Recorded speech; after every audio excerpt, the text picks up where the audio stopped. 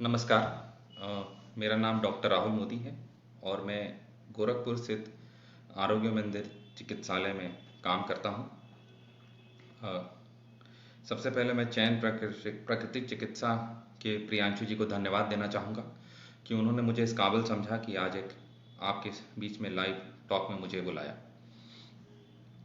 शुरू करने से पहले आरोग्य मंदिर के बारे में दो शब्द बोलना चाहूँगा।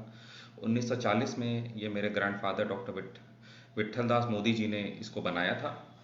आरोग्य मंदिर बनाने की प्रेरणा उन्हें महात्मा गांधी से मिली थी। महात्मा गांधी वो एक किताब पढ़ रहे थे एडोल्फ जस्ट की रिटर्न टू नेचर। उसके बाद वो महात्मा गांधी जी से मिले और महात्मा गांधी जी ने उनसे कहा कि विट्ठल, तुमको प्राकृतिक चिकित्सा के क्षेत्र में कुछ अच्छा करना चाहिए क्योंकि इस चिकित्सा ने तुम्हें ठीक किया है। तो उन्होंने आरोग्य मंदिर की स्थापना 1940 में की और अभी जो हमारा करंट हॉस्पिटल है वो 1960 में बन के इस सड़क पर आया।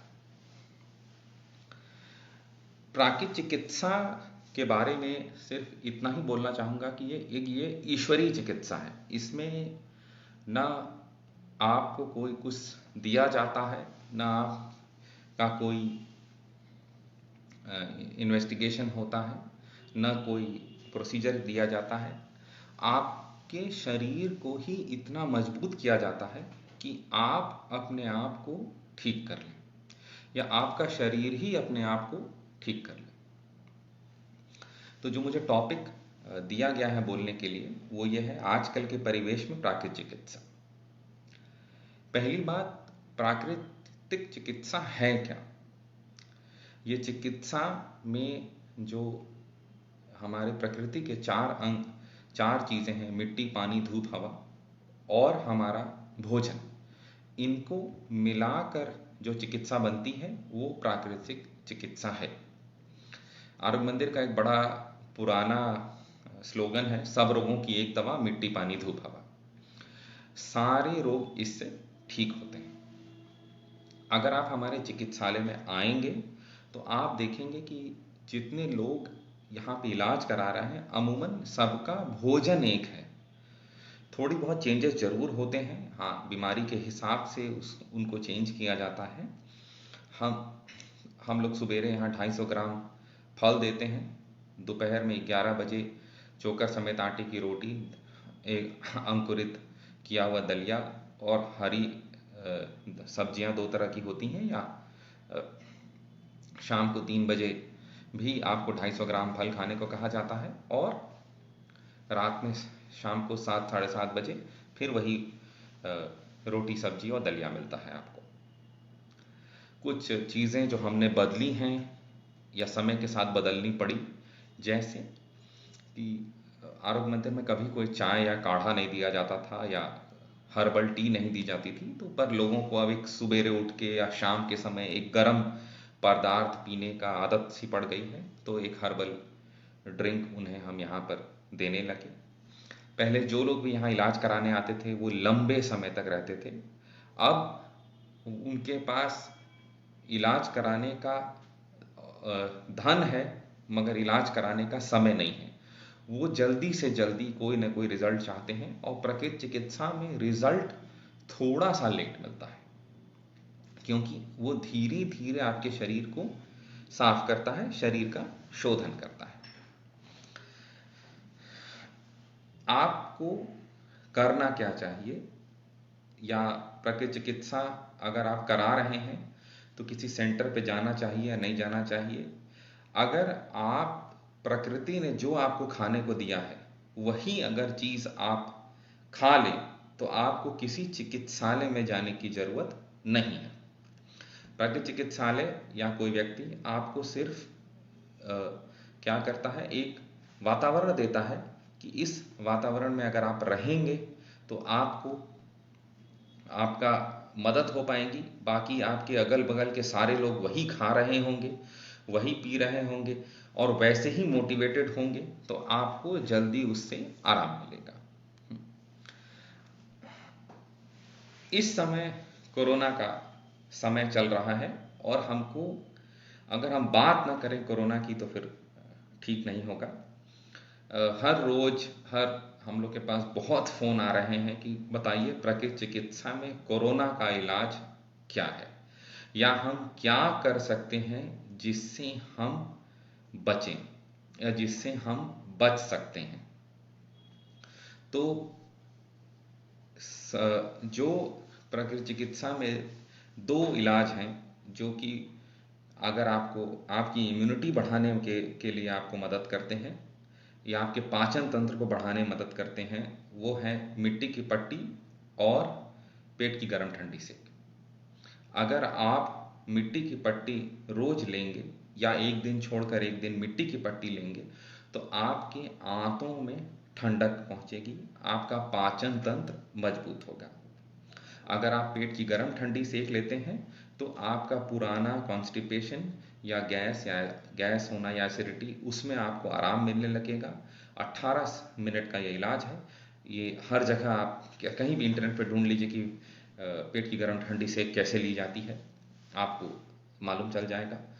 इससे आपके पाचन तंत्र में मजबूती मिलेगी। तीसरा जो सबसे इंपॉर्टेंट इलाज है वो पैर का गर्म नहान। पैर का गर्म नहान, आपको एड़ी को अपने गर्म पानी में रखना है, अपने शरीर को पूरा ढक लेना है, सर पे ठंडे पानी का कपड़ा रखना है, जिससे आपका एक कन्वेक्शनल करंट बने, ऑक्सीजनेशन आपके लंग्स का बेटर हो, ब्लड सर्कुलेशन आपका बेटर हो, तो आपके शरीर को ज़्यादा अच्छा, आपका जो श्वसन तंत्र है वो मजबूत होगा। और हम सब जानते हैं कि ये गले और श्वास तंत्र का ही एक वायरस है। गहरी सांस लीजिए। जो भी प्राणायाम आपको गहरी सांस दिलाते हैं उससे आपके फेफड़े मजबूत होते हैं, वही इसका प्राणायाम है, वही इसका योग है। देखिए, जो प्राकृतिक चिकित्सक सालों से बोलते चले आ रहे थे, मतलब रोज बोल रहे थे कि भैया रसेदार फल खाइए, मीठे फल खाइए, सलाद खाइए, धूप में घूमिए, आज वही चीज़ें इसका इलाज बन गई।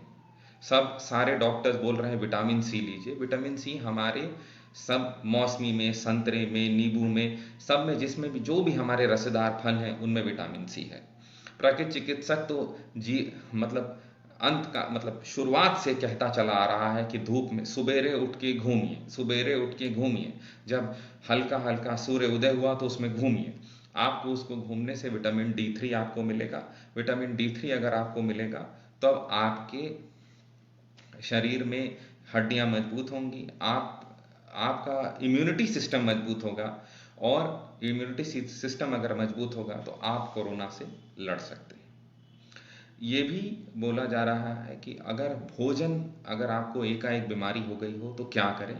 जो आपका भाई जो डॉक्टर आपको देख रहा है उसकी जो सलाह है वो सलाह को जरूर माने, उसके साथ साथ रसाहार करिए, या फल खाएं और फलों का रस पिएं, नारियल पानी पिएं। इससे आपके शरीर के सारे टॉक्सिन्स निकल जाएंगे, इससे आपके शरीर में जो भी गंदगी है वो निकलेगी, आपका इम्यूनिटी सिस्टम मजबूत होगा और आप क्या नाम है, इस वायरस से लड़ने लायक होंगे। जल नीति आपने, अच्छा, लोगों ने क्या किया, टीवी में देख लिया जल नीति कैसे करते हैं। जल नीति में सबसे जरूरी है कि उसका हम पानी कैसे बनाएं। आप नॉर्मल पानी लीजिए और उसमें एक चुटकी नमक डालिए और फिर एक नासिका से उस पानी को डालिए और ये कोशिश करिए कि वो दूसरे नासिका से बाहर निकले। और यही चीज़ आप उल्टा कर मतलब अगर आपने दाहिनी नाक से शुरू किया है तो जब बाएं नाक से पानी निकल जाए, और जब बाएं नाक से पानी पूरा निकल जाए तो आप बाएं नाक से भी पानी डाल के दाहिने नाक से निकाल सकते हैं। भाप लीजिए, स्टीम इनहेलेशन। आप सुबेरे शाम अगर स्टीम इनहेलेशन लेंगे, आप देखिए कोरोना का जांच के समय क्या करता है, वो आपके नाक में एक ईयरबड बड डालता है और आपके गले में, यहाँ पर गले के पीछे बड डालकर वायरस को लेने की कोशिश करता है। ये वायरस का घर ही हमारे नाक और मुंह के पीछे जो ठंडा स्थान है वहां पर है। अगर आप सुबेरे शाम स्टीम लेंगे, भाप लेंगे, तो आप जहाँ पे ये वायरस रह रहा है आप उसके घर को रोज परेशान करेंगे। ये एक बहुत ही कमजोर वायरस है। आप देखिए, ये एक इतना साधारण वायरस है जो अपने घर में हाथ धोने से मर जा रहा है। तो भाप अगर आप किसी चीज को दे देंगे तब तो आप सोचिए उसका, आप तो उसके लिए काल बन जाएंगे।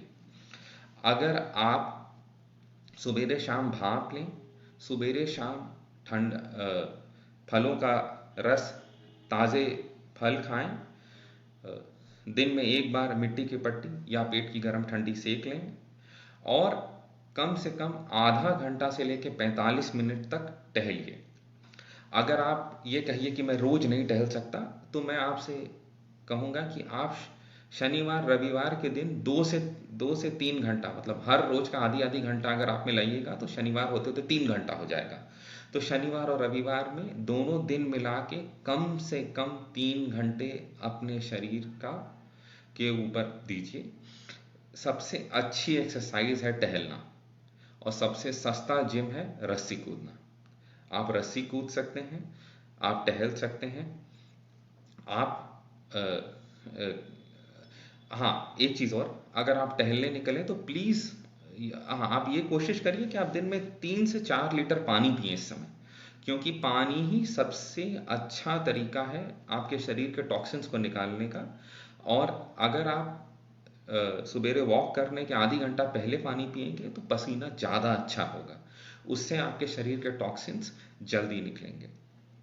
सबसे बड़ा जो एक कोरोना में एक चीज़ और हो रही है, वो ये हो रहा है कि आदमी भय से, मतलब मुझे कोरोना हो गया है, इसका भय उस ज़्यादा बड़ा हो जा रहा है बनस्पत उसके कोरोना के। तो कृपया करके प्लीज़ डरिए मत, प्लीज़ अपना मेंटल बैलेंस मत खोइए, और धीरे धीरे जो मतलब पानी पिएं, फल खाएं, सादा भोजन करें, और पेट की गर्म ठंडी से को मिट्टी की पट्टी लें, और हर दूसरे या तीसरे दिन पैर का गर्म नहान लें। आप इससे जरूर बन जाएंगे। एक टॉपिक जिस पे सब लोग बात कर रहे हैं, और हम लोग कभी भी प्रोडक्शन में नहीं आए, मगर समय के साथ हम लोग को आना पड़ा कि हम लोग को क्या काढ़ा पीना चाहिए कि नहीं पीना चाहिए। तो मैं सबको कहूँगा कि आपको काढ़ा जरूर पीना चाहिए। फिर दूसरी चीज़ कि कितना पीना चाहिए, तो हम कहते हैं कि 1 कप आपको काढ़ा पीना चाहिए। फिर तीसरा चीज़ कि काढ़े में क्या क्या डालना चाहिए। तो जो जो 2 4 5 चीज़ें जिसके लिए हर आदमी वो बोल रहा है, वो है तुलसी, गिलोय, हल्दी, दालचीनी, सौंफ, अजवाइन, मेथी। ये सब चीज़ें इसमें ज़रूर डालें। आप इन सब चीज़ों को एक संतुलित मात्रा में लेकर गर्म पानी में इनको उबालें। और आप चाहें तो इसको छान सकते हैं, नहीं छानना चाहें तो आप वैसे ही ले लें। आप इसमें नींबू का प्रयोग कर सकते हैं, शहद का प्रयोग कर सकते हैं। इधर मैंने देखा है कि बहुत से लोगों ने अपनी चाय को या ग्रीन टी को काढ़े से सब्स्टिट्यूट कर दिया है। वो अब सवेरे शाम काढ़ा लेने लगे हैं। मास्क जरूर पहनिए सर, जरूर जरूर पहनिए। हम पहनना चाहिए नहीं पहनना चाहिए उसके विवाद में न पड़कर जरूर पहनिए, और कम से कम 2 गज की दूरी बना के रखिए। अगर आपको ज़रूरत न हो तो प्लीज़ मत निकलिए, प्लीज़ मत निकलिए। आप प्लीज़ जो चीज़ें घर पे बैठ के कर सकते हैं वही करिए। कुछ अपने आप को, अपना काम जो कार्य क्षेत्र है वहाँ जरूर जाएं, अपना काम जरूर करें, मगर घर आकर अपनी स्वच्छता का, अपने शरीर का ध्यान जरूर करें। इस समय एक चीज़ और मैं कहूँगा, अगर आप कुछ भी नहीं कर पा रहे हैं तो रोज़ 5 मिनट के लिए ध्यान जरूर करिए। ध्यान करने का सबसे इजी तरीका है कि अपनी श्वास पे कंसंट्रेट करिए। आप बैठ 5 मिनट आंख बंद करके बस आपकी जो सांस आ रही है जा रही है उस पर ध्यान दीजिए। इससे आपको बहुत अच्छा मेडिटेशन का लाभ मिलेगा, और मानसिक रूप से आपको आराम मिलेगा। और अगर आपके पास कोई और सवाल हो मेरे लिए तो प्लीज़ आप मुझसे पूछ सकते हैं, या प्रियांशु जी जो इस चैनल के सोल हैं, आप उनसे पूछ सकते हैं। मुझे उम्मीद है कि आपको मेरा ये छोटी सी टॉक पसंद आई होगी। हाँ, धन्यवाद।